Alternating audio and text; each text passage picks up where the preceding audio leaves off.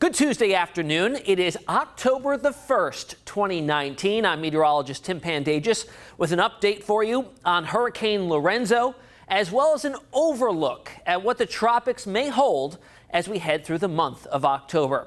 So far, 12 named storms, and Lorenzo has surprised many of us. It popped to a Category 5 hurricane over the weekend. That makes this season have 2 Category 5 storms, which is very, very unusual. A history of Category 5s, 36 of them have been recorded across the Atlantic basin since records have been kept. And there's just been 7 seasons, 7, that saw more than one Category 5 hurricane. 1932, 33, 61, 2005, 2007, 2 years ago in 2017 with Maria and Irma, and this year with Dorian and now Lorenzo. 2005 was the only year that saw more than 2 Category 5s. In fact, that year there were 3, and that was also the year we ran out of names and had to go to the Greek alphabet. Very, very active season. That's also the season of Katrina. Here's how Lorenzo looks currently. It has certainly weakened back down from a Category 5, still at a Category 2 right now with winds sustained of 100 miles per hour. We're now getting advisories every 3 hours because it is getting close to some land. The Azores right here off to the northeast of where Lorenzo is currently located. The overall system still very large, very elongated north to south, about 1,400 miles when we measure the cloud deck. The wind field is also quite impressive with this storm too. There's the islands of the Azores, expected to move over the westernmost islands there in the next 12 to 24 hours. Hurricane warnings already up. Here's how it looks on visible satellite imagery. We still have a visible eye as we look at it here from our eye in the sky, moving off towards the north and east rather quickly at around 15 miles per hour.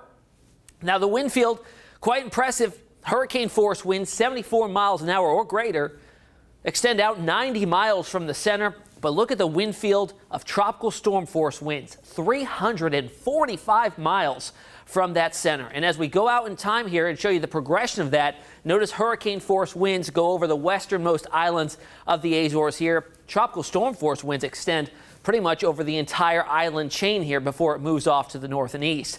Hurricane warnings are up for the entire area there, and that means hurricane conditions are imminent within the next 24 hours in those areas. Here's the track as of 2 p.m. from the National Hurricane Center, zipping off towards the north and east. And look at this. You don't see this very often.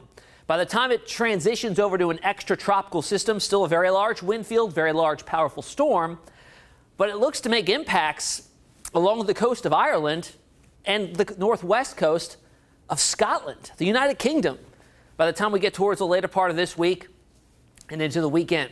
Something that's also been quite impressive with Lorenzo is its massive field of waves propagating from the center of that storm system here. Watch as we get closer to the Azores. We're talking wave heights upwards and over 50 feet. It's a 5-story building coming at you in terms of a wall of water. So certainly some bad conditions coming towards the islands here in the next 12 to 24 hours. Probably already seen some pretty big waves. And then even more so as we get towards Ireland and Scotland here, still looking at 35 to 40-foot waves potentially just offshore of the west coast there. So going to be very interesting to see what kind of issues we see play out in the next couple of days. All right, we are now in October.